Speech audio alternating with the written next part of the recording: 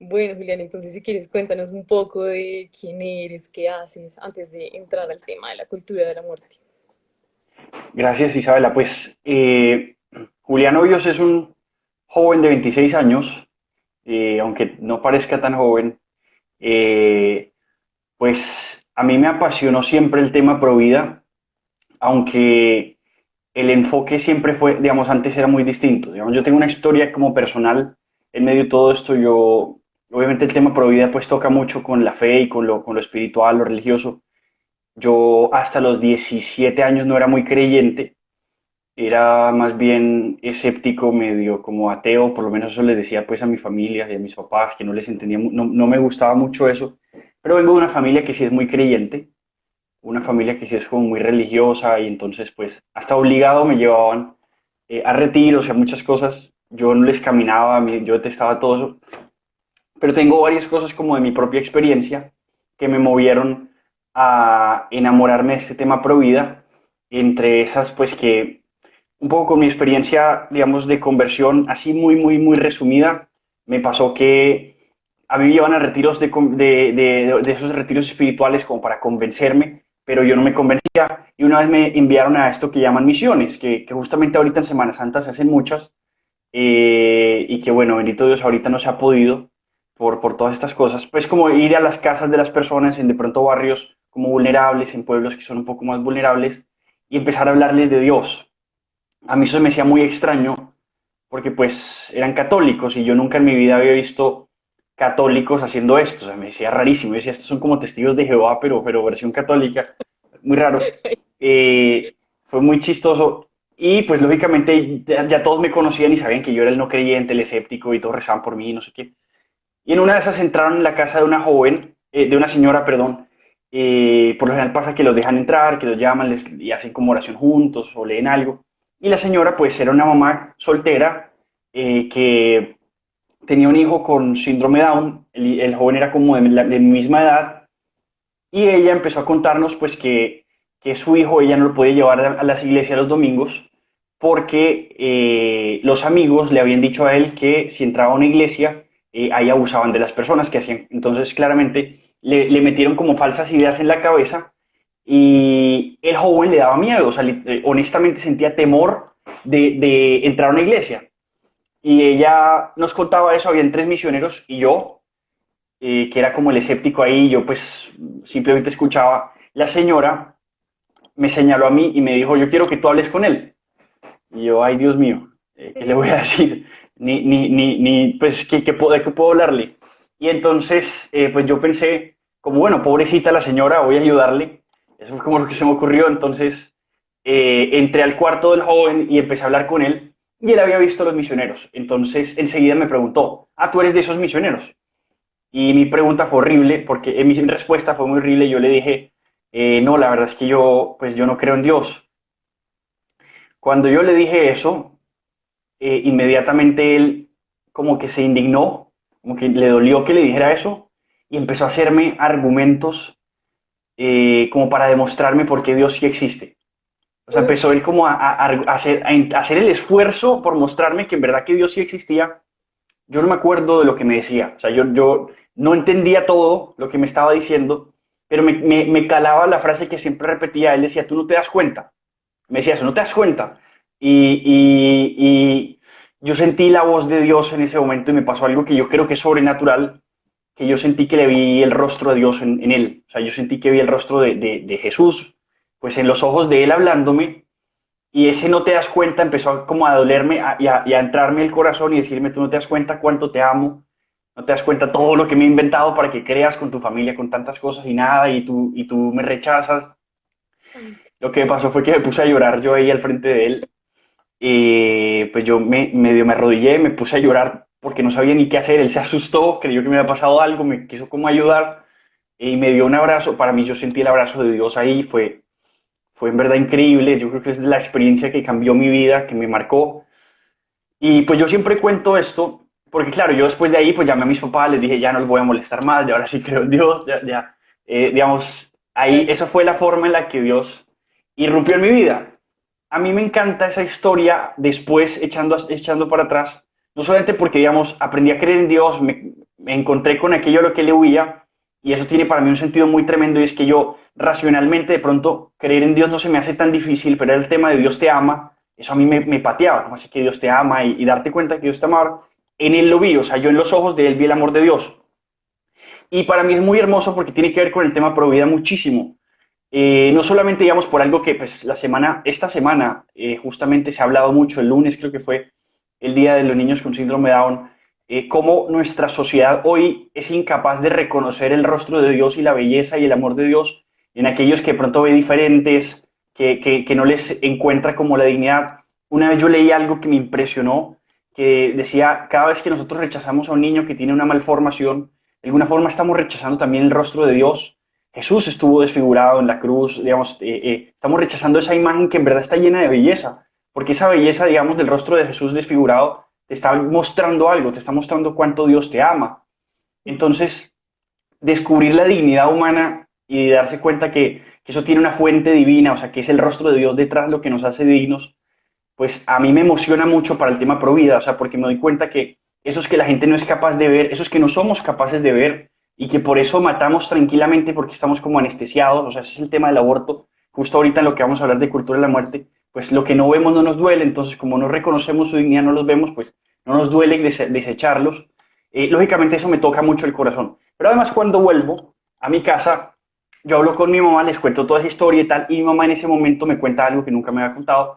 Ella me dice, yo no sé qué querrá Dios contigo, pero cuando yo estaba embarazada de ti, ya casi para terminar, a mí me habían dicho que pues Julián iba a nacer muy bien, que iba a tener todo perfecto, que iba a nacer muy sano, Ujú. pero una vez yo rezando el rosario con tu papá, me dijo ella, sentí en la noche que yo tenía que ir al otro día a hacerme revisar, que tenía digamos, porque tenía que hacerme revisar. Ella no estaba programada para ninguna revisión, ya estaba programada para el parto, tenía fecha y eso, no más, le dijeron que todo estaba saludable y perfecto.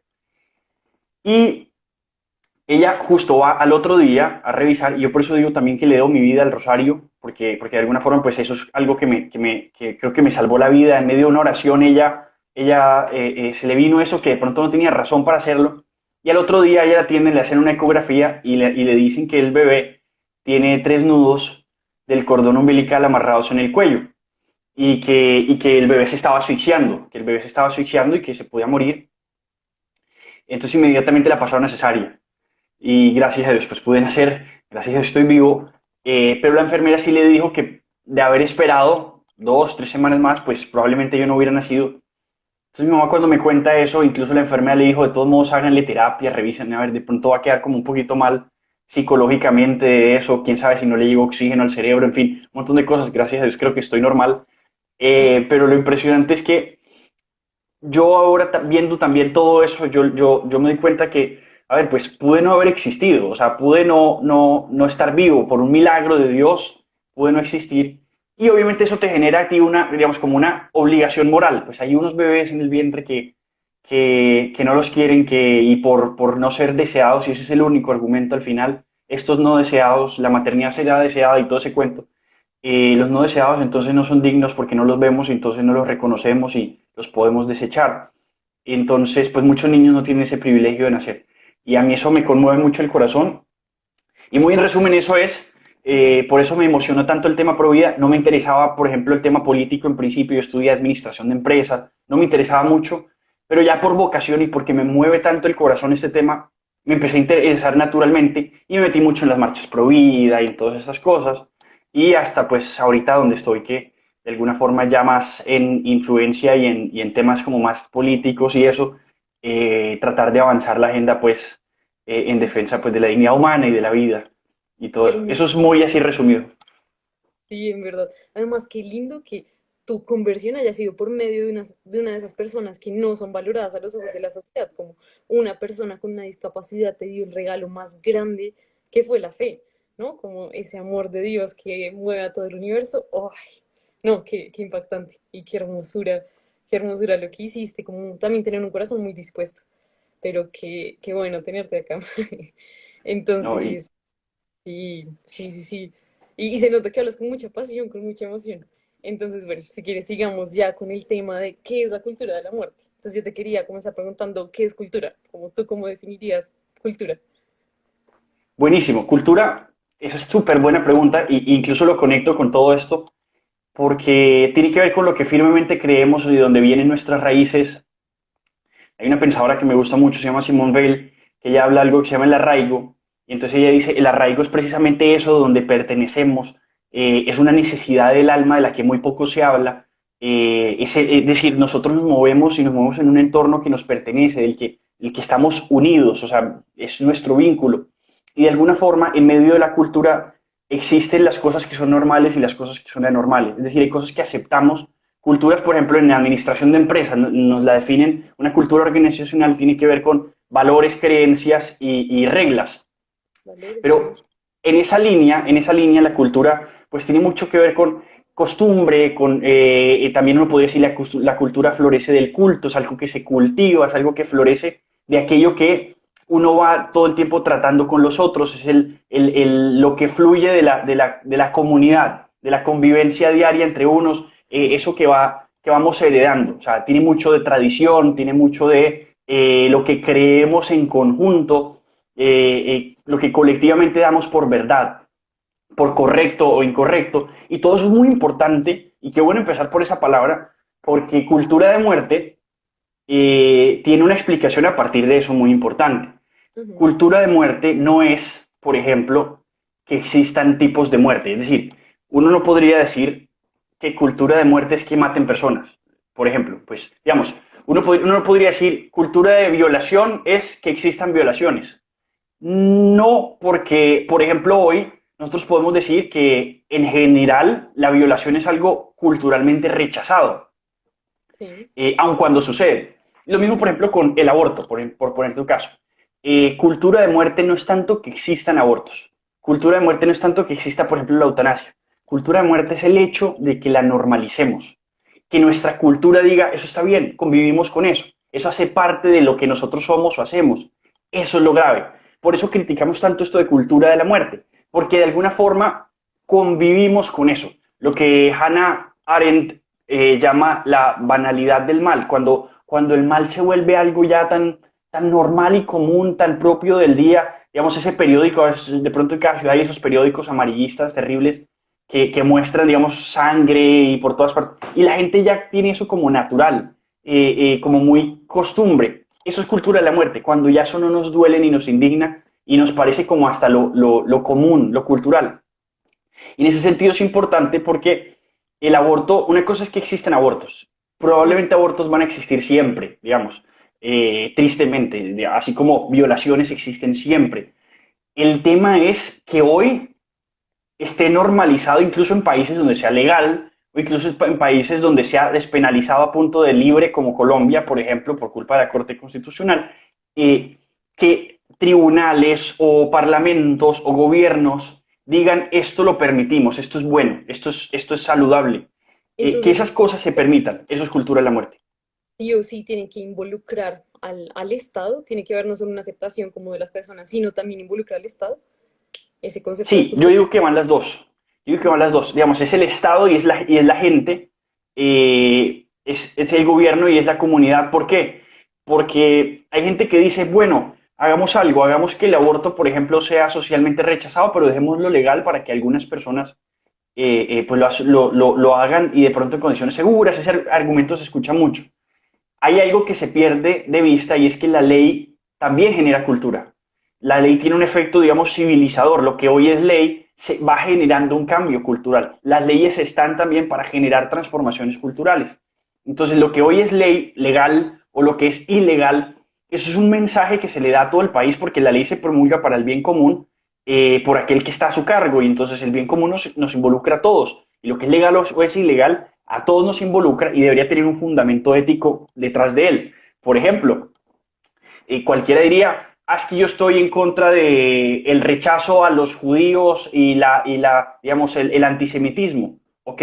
Pues tú estarías de acuerdo entonces que de ninguna forma una ley podría permitir o aprobar o promover el antisemitismo. Pues algo que justamente sucedió en los juicios de Nuremberg, por ejemplo, que justamente esta autora que decía Hannah Arendt habla mucho de eso, es que se consideraba normal esto porque era legal. Entonces muchos soldados y muchos además altos mandos del ejército del Tercer Reich, cuando fueron juzgados en estos tribunales del juicio de Nuremberg por el holocausto judío, el argumento que ellos daban para defenderse era, es que yo estaba cumpliendo órdenes, yo estaba haciendo algo que era perfectamente legal. Entonces miren cómo lo legal da pie a algo tan terrible como esto. Entonces claro que las leyes importan y claro que el Estado importa, porque es que precisamente, caso de Colombia es caso de muchos otros países, que una vez se despenaliza el aborto, los números de aborto disparan.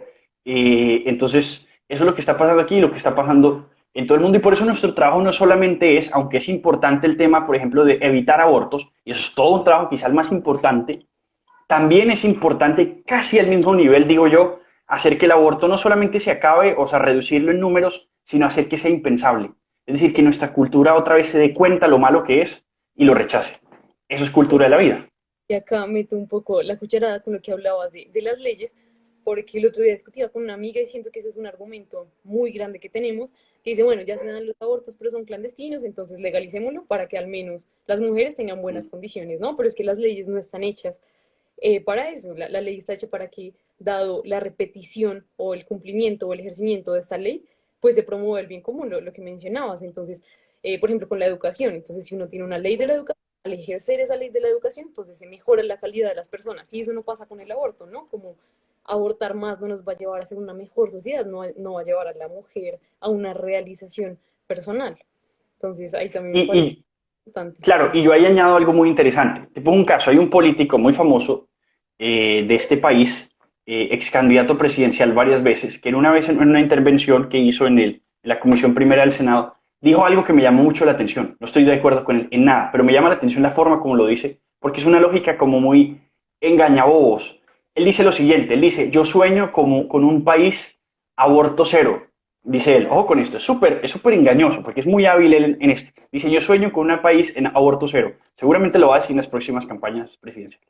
Yo sueño con un país aborto cero, pero para llegar a eso, dice él, para llegar a un país aborto cero, eso pasa por legalizar el aborto y educar a la población para que no aborte. Es más o menos su argumento. ¿Cuál es el problema de ese argumento? Utilice esa misma lógica para cualquier acto de violencia que exista. Digamos, utilicémoslo para, ya que se habla mucho y este mes se ha hablado mucho del tema del femicidio.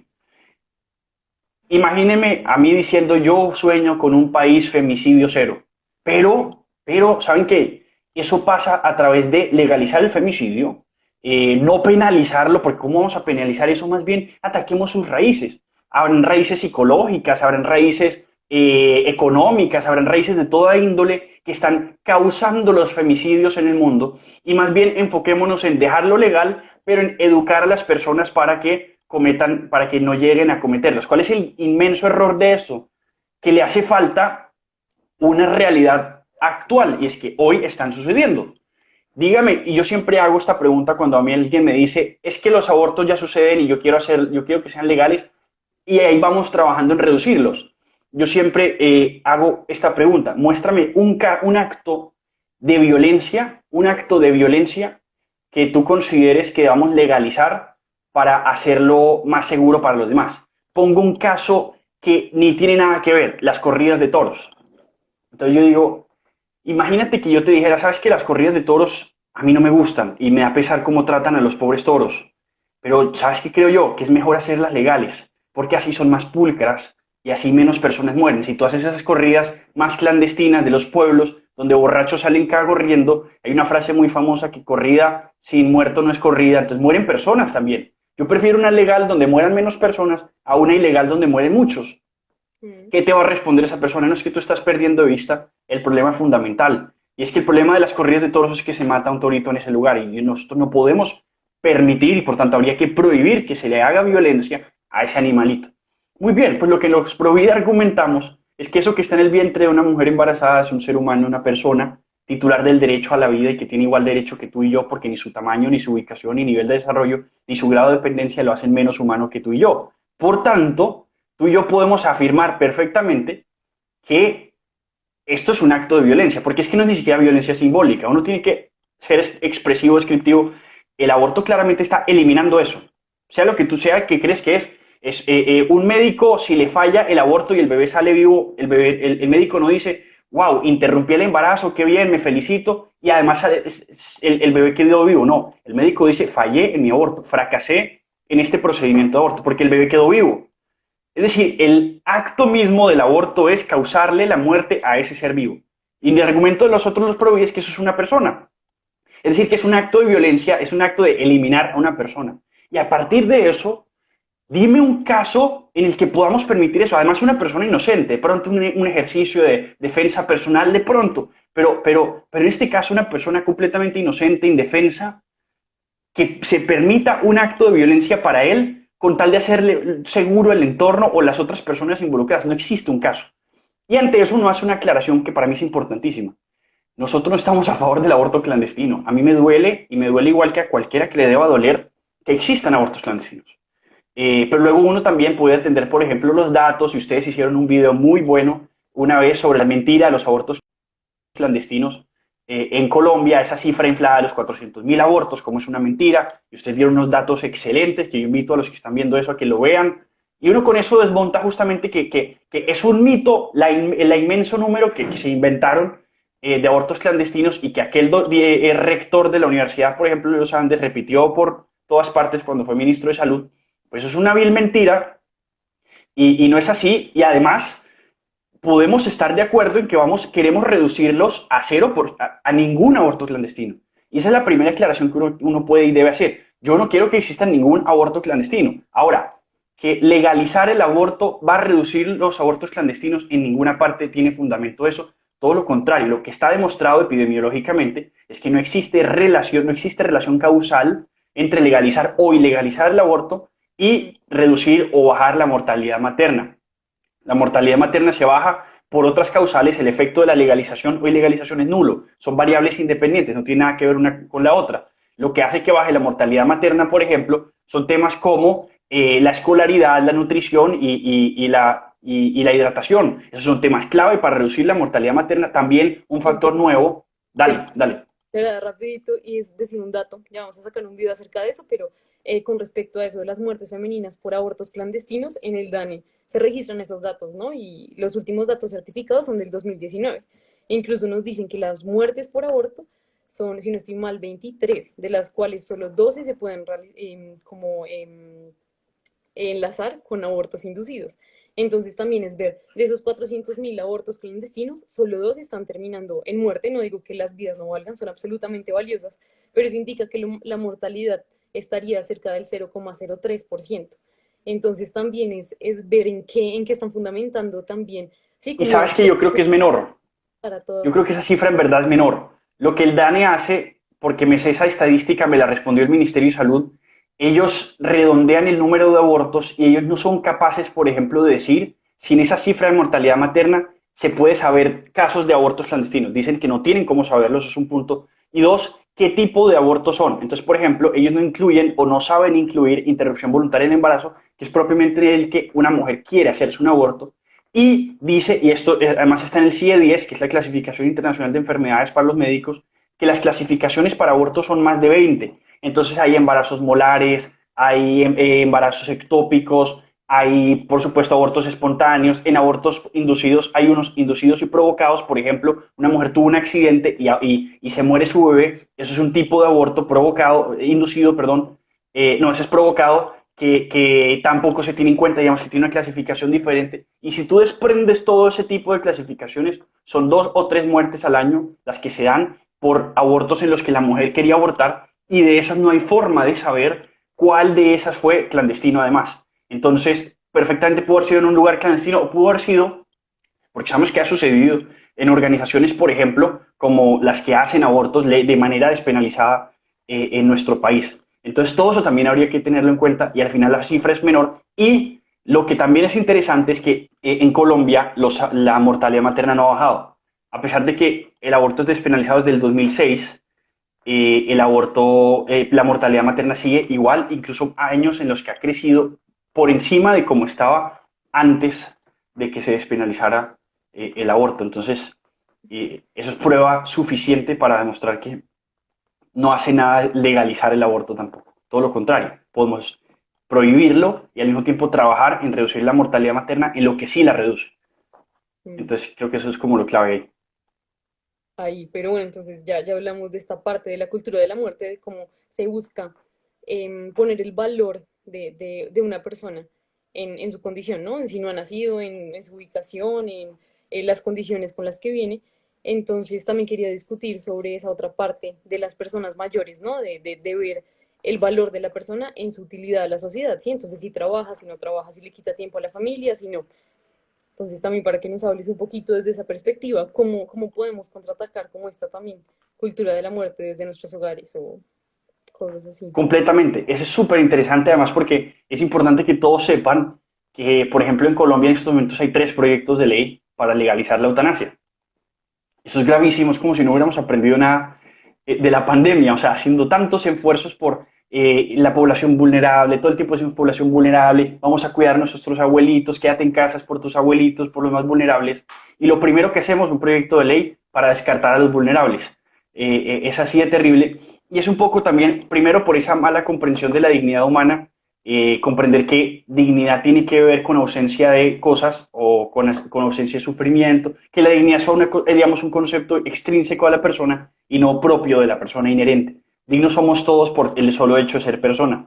Y entonces lo que nos está pasando precisamente es que revive esa mentalidad y cuando uno lee la historia de la eutanasia y de dónde vienen los movimientos de eutanasia es terrible todo lo que uno se da cuenta de cómo quienes la promovieron, pasa mucho con el aborto también, quienes la promovieron en un principio eran personas que tenían pensamientos muy eugenésicos, muy con intentos de reducir la población y purificar la raza a partir de los que más eran aptos para capacidad, justamente, es colocar los valores en las capacidades y eso es terrible.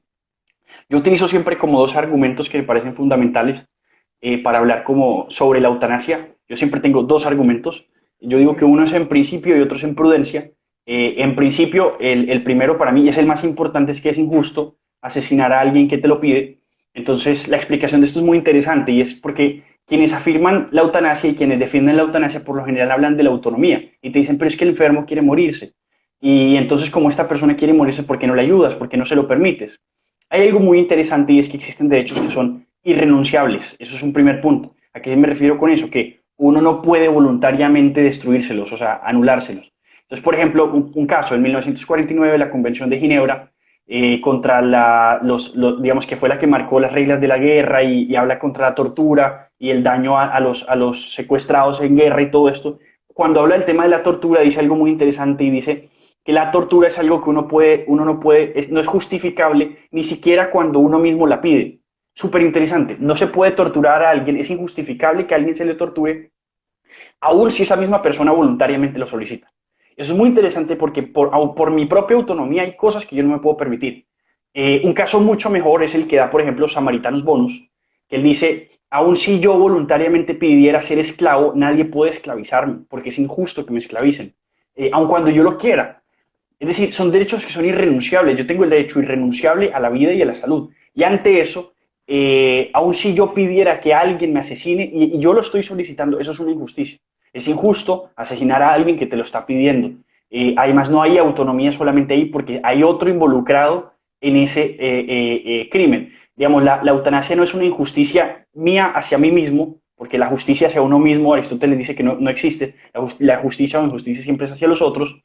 La eutanasia es una injusticia del asesino hacia el asesinado. O sea, es una injusticia que me está haciendo otro a mí, aunque yo se lo estoy pidiendo. Yo no puedo llegar y darte un arma a ti y decirte, dispárame. O sea, eso es algo que no se puede, es injusto, porque pues estás atentando contra mi derecho irrenunciable.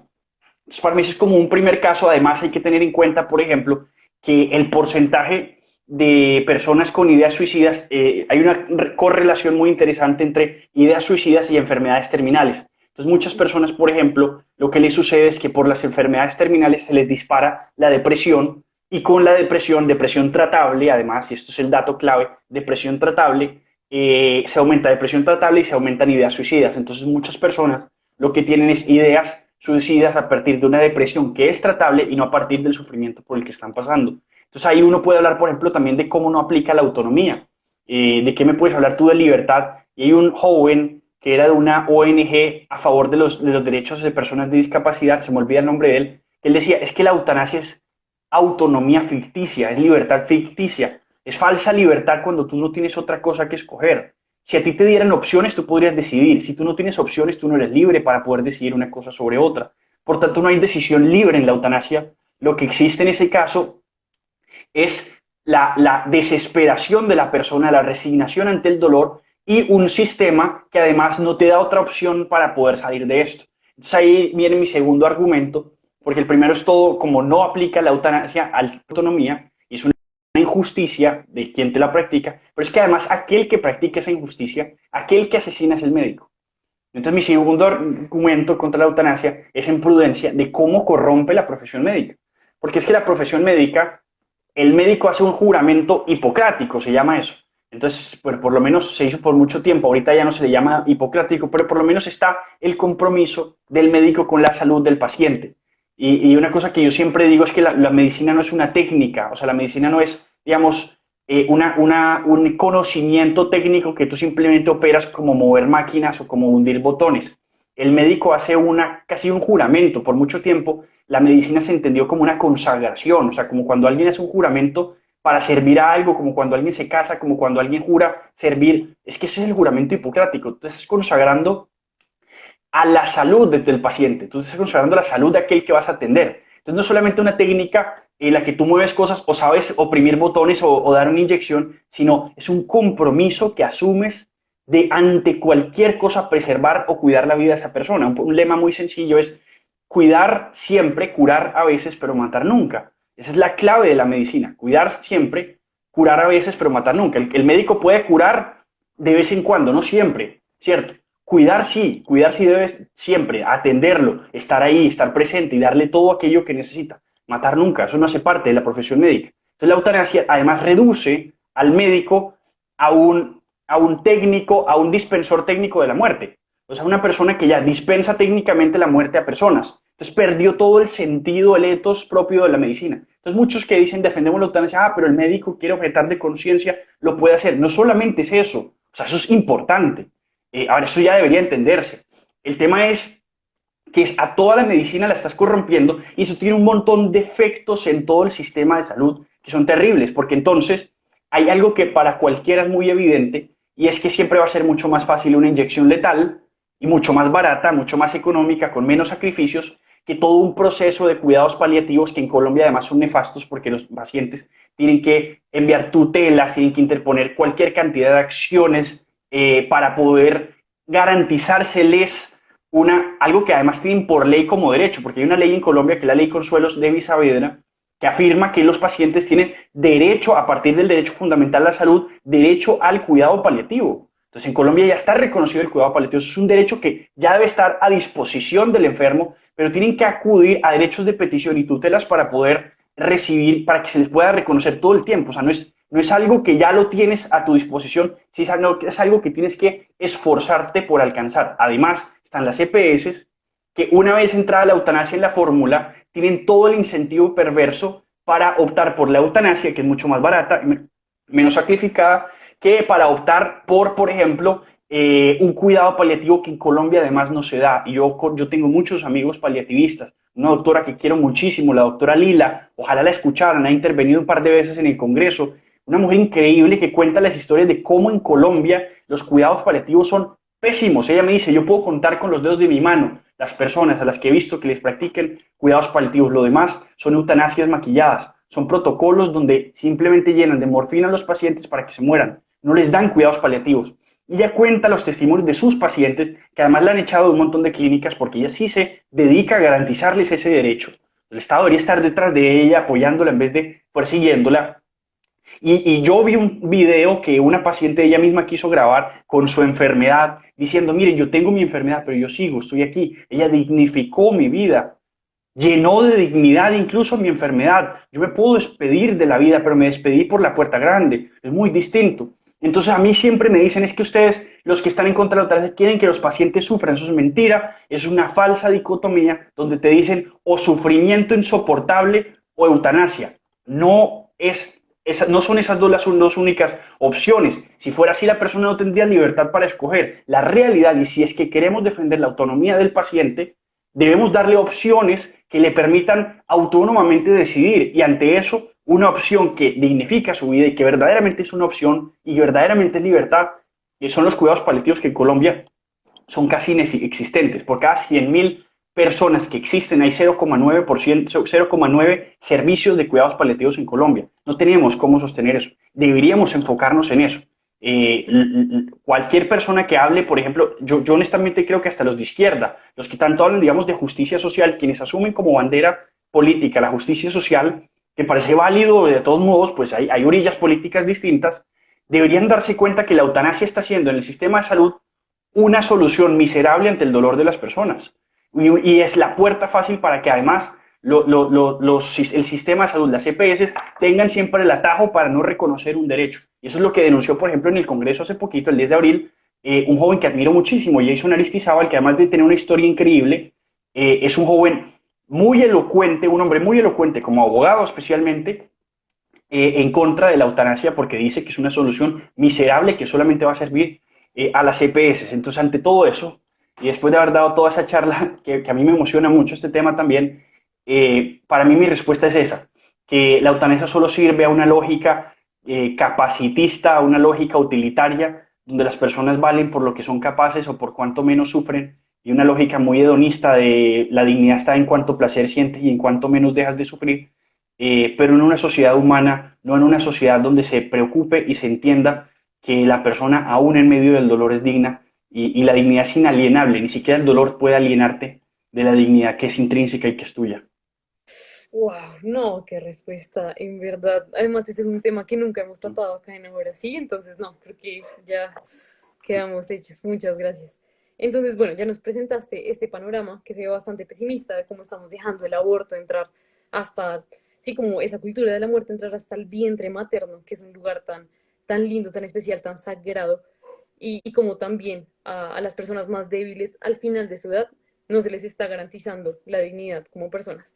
Pero entonces, si no somos políticos, si no somos dirigentes, ¿cómo podemos hacer para luchar contra esta cultura de la muerte? ¿Cómo podemos tratar de impulsar esta cultura de la vida en nuestro diario vivir, en nuestro como ambiente, cosas así, en nuestra universidad, en ambiente de trabajo, lo que sea? ¿Qué nos aconsejarías? Parece buenísimo eso, Isa, porque además es importante que sepan que no todo está perdido. Y me parece súper chévere que digas eso porque estamos dando pasos. Quizá a veces llegamos tarde a la pelea, pero la estamos dando y necesitamos articularnos todos, o sea, tanto los que están más metidos en el tema político, tanto como el ciudadano de pie que tiene formas de manifestarse y de dar el mensaje. Esto que ustedes hacen, por ejemplo, en Ahora Sí me parece espectacular precisamente por eso, porque ustedes están haciendo uso de los medios que los que toman decisiones están viendo, de los que están pendientes, y ustedes están diciendo la verdad de frente en la cara. Eso es muy necesario. Y esa es nuestra forma. Si nosotros queremos ganar en estos temas, tenemos que inundar estos escenarios que además no se compran, porque quizá muchos medios de comunicación se podrán comprar por aquellos que tienen poder y dinero, pero las redes sociales, por ahora, por lo menos, nos es posible manifestarnos y dar nuestra voz. Entonces, eso es un primer paso de qué podemos hacer. Cada uno de ustedes tiene un celular y mi primera invitación es a dejar la timidez. Yo soy uno que toda mi vida ha sido muy yo he sido, pues, desde mi niñez muy tímido y muy miedoso y no sé qué, y a mí no me gustan. Yo trato de huirle mucho a las pantallas y estas cosas, que me cuesta mucho, no me doy tanto a eso, pero cuando uno se enamora de algo, por eso el amor echa fuera el temor, literalmente. Cuando tú tienes amor por una causa, eso te ayuda a vencer la timidez y el miedo y lo que sea. Y a mí me encanta cuando yo veo jóvenes que les dio por grabarse un video en su red social dando su opinión sobre la eutanasia, sobre el aborto, sobre lo que sea. Y que además se comprometen con estudiar. Ustedes hacen guiones, ustedes hacen investigación, ustedes hacen una cantidad de cosas que eso es emocionante y esa es la forma como nosotros podemos ganar. Primero la oración, por supuesto. Y digamos, para mí eso es clave y yo nunca puedo dejar de vista eso. Hay que orar, hay que pedir por este país. Además, la oración es la única capaz de montañas y a partir de eso esa fuerza espiritual nos debe llevar a hacer estas cosas. Y también pisar en esos lugares. Yo creo que también es importante, otro miedo que tenemos quizá es a involucrarnos en todos los asuntos que tienen que ver con la política. Yo entiendo que no siempre se tiene que ser partidista y que a veces uno tiene precauciones con unos partidos u otros. Parece bien que eso sea así y yo no cuestiono eso, pero también uno tiene que saber que, por ejemplo, la eutanasia, es que el de izquierda, como el de derecha, como el de centro, como el de no sé, cualquier cosa, puede estar en contra de la eutanasia, El aborto, lo mismo. O sea, a ver, hay casos en la historia. Pier Paolo Pasolini fue un comunista que estaba en contra del aborto. El expresidente, que en paz descanse, doctor Tabaré Vázquez, que fue presidente de Uruguay, era del Frente Amplio, murió hace poco, era de izquierda. Su propio partido sacó una ley de aborto y él la vetó. Y de los mejores argumentos que yo he escuchado en mi vida contra el aborto son de las 15 tesis sustentadas del veto al aborto que dio el doctor Tabaré Vázquez. Fue extraordinario, un libro buenísimo. Además porque él era médico, entonces como médico daba también fundamento a todo lo que estaba afirmando. Entonces son temas que nos unen y en esto es muy importante, digamos, si uno ve a tal persona, porque además lo bonito, por ejemplo, en Colombia tenemos el caso de que en el Congreso, y un poco para mostrar que sí se está haciendo y que ahí vamos ganando en algunas cosas y por lo menos hay gente dando la lucha, no perfectamente, en muchas cosas quisiéramos que fuera bien, mucho mejor, pero que están haciendo un trabajo muy valioso, creo yo. Por ejemplo, la bancada Provida, hay personas de casi todos los partidos de Colombia. O sea, yo me atrevería a decir que de pronto, yo qué sé, las FARC, un partido de esos que ya son muy contrarios a estos temas de frente, pues no están. Pero en el Congreso hay personas de todo, casi todos los partidos que están ahí. Hay de Cambio Radical, hay del Partido Liberal, hay del Conservador, hay del Centro Democrático, y eso es valioso porque podemos darnos cuenta que yo puedo tener diferencias con uno o con otro, pero hay un punto que nos une y es este de la dignidad humana, que es un mínimo, que es un piso para luego construir por encima de eso, es que sin vida no hay más nada. Entonces es interesante que esta bancada Provida esté, que crezca, y para que crezca es importante que todos nosotros lleguemos a donde aquellos políticos que de alguna forma dicen representarnos y les llevemos ese mensaje. Algunas cosas, por ejemplo, en las que sí estamos ganando. A mí me llena de mucho orgullo, por ejemplo, que el presidente de la Cámara le esté haciendo tanto frente al proyecto de eutanasia. En estos momentos se va a debatir en la plenaria de la Cámara y el presidente está decidido contra eso y tiene un trabajo. Él dice, yo respeto al otro y como presidente da espacio a todos, por supuesto, neutro, pero el hombre está convencidísimo y él fue el que organizó un foro contra la eutanasia en el Salón Elíptico, que es el salón más grande y además muy histórico del Congreso. Por ejemplo, la semana pasada, que sé que tú estuviste, Isa, por ejemplo, el 19 de marzo, además Día de San José, un tema que también a mí sí me preguntan, a mí Julián Hoyos, cuáles son los dos temas más escandalosos y más graves en materia de dignidad humana en el mundo. Yo digo, uno, el aborto, pero dos, la pornografía. Eso es un tema del que no se habla mucho y es gravísimo. Y muy pocos se atreven a hablar de esto porque tiene miles de tabúes, muchos tienen muchas complicidades, entonces le tiene mucho temor a hablar de esto, pero luego uno se da cuenta cuando empiezan a destapar el lado tan oscuro de esta industria. Uno dice, quizás esta puede ser hasta la peor crisis que esté pasando en nuestro país. Por ejemplo, ahorita nomás, MindGeek, que es esta empresa matriz de toda una cantidad de corporaciones que promueven, digamos, que despliegan pornografía en los sitios web, es dueña de este Pornhub y de muchas otras, es citada por el Parlamento de Canadá porque ellos operan en Canadá y nada más hoy se demostró que tienen toda una red de tráfico sexual y de pornografía de niños. O sea, hay un artículo que se leyó en el New York Times, yo los invito a buscarlo, que me llama muchísimo la atención. Lo escribió un tipo no necesariamente creyente ni cristiano ni nada de eso, y el New York Times no es que sea de derecha, ni mucho menos al revés. Lo escribió un tipo llamado Nicholas Kristof.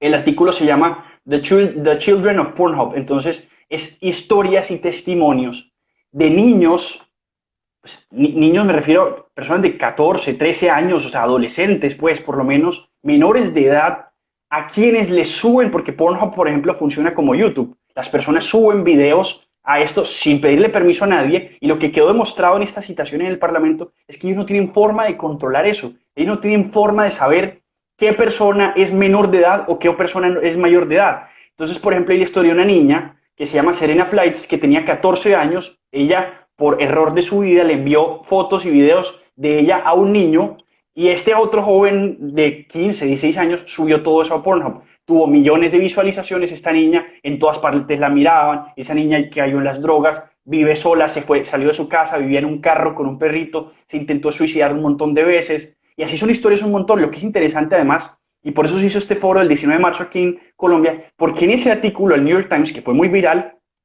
se cuenta un caso de una joven de Colombia que tenía 14 años y ella cuenta su testimonio, tiene un alias, ella prefiere no dar su nombre, diciendo que Pornhub hizo dinero, porque monetiza con estos videos, con los videos de su cuerpo y de su vida, y no consentidos por ella. Pornhub monetiza videos de violaciones, de asfixias, de racismo, de misoginia, de casos en los que, por ejemplo, niñas duchándose, entonces les graban video pornografía de venganza, que son niñas, por ejemplo, que las graban y suben sus videos. Todo eso sucede y es permitido y son miles de niñas, adolescentes que están sufriendo por todo esto y las personas no quieren hablar eso porque es un tabú, pero es una realidad, es una tremenda crisis de derechos humanos y es lo que se comentó justamente en este foro y además, por eso digo que de alguna forma, por lo menos estamos empezando a devolver el golpe.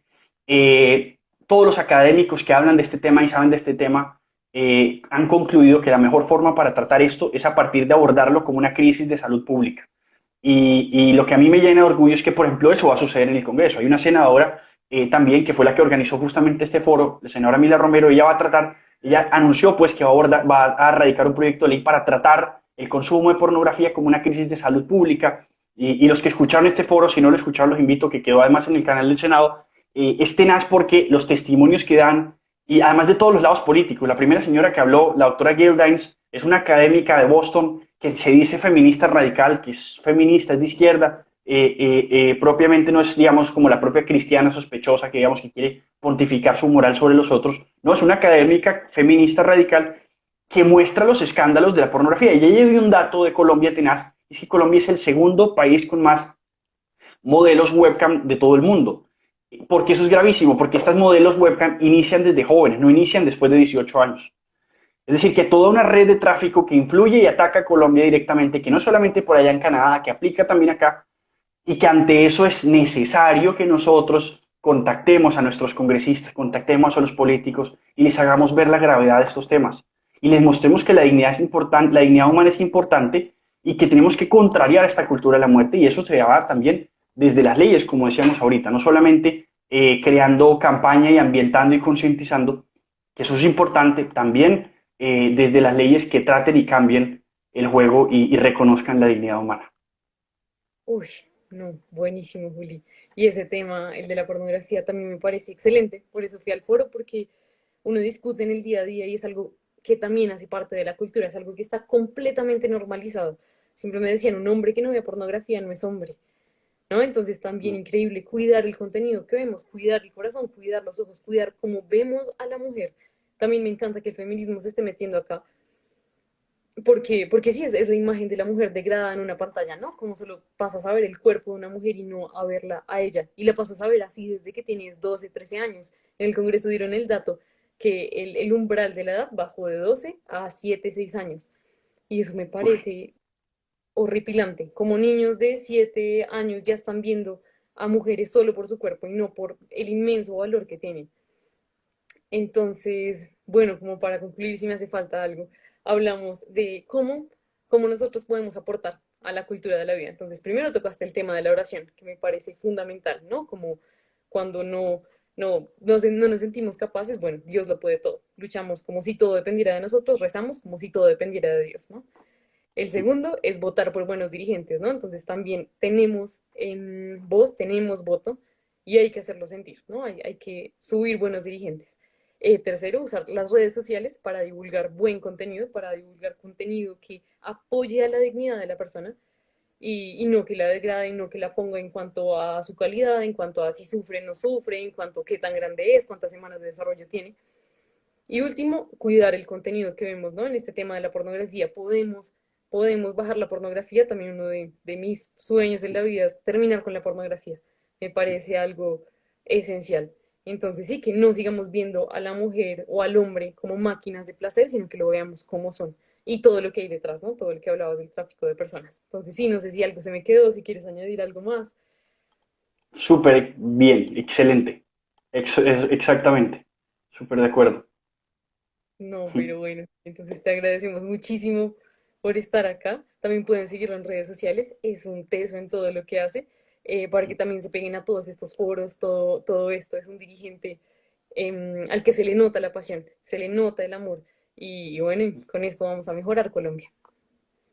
Con la ayuda de Dios. Gracias, gracias Isa. Y quizá lo último que podría decir es que oren mucho por la causa Provida en Colombia, por los que están, por ejemplo, en la bancada Provida, para que cada día sean más valientes, para que sean más incisivos, para que se atrevan más en estas cosas, y por todos los que están trabajando para que en unidad, en oración, logremos cosas, porque hay muchos que vienen haciendo un recorrido desde hace mucho tiempo y la amistad es necesaria para lograr cosas. Para mí eso es súper importante. Hay una cantidad de organizaciones, ONGs, yo he conocido últimamente unas que me han llamado mucho la atención, entre esas, además ahora sí que hacen un trabajo muy interesante y que todos podamos trabajar juntos como amigos en esto, además nos llena de alegría, de esperanza y es importante no solamente hacer el bien, sino pues pasarla bien haciéndolo. O sea, para mí es muy, muy importante eso, que nosotros demostremos que defendemos la vida con alegría, con unidad y que entre todos, pues lo que decían de los primeros cristianos, miren cómo se aman, que eso se vea también en nosotros, que como movimiento pro vida seamos unidos,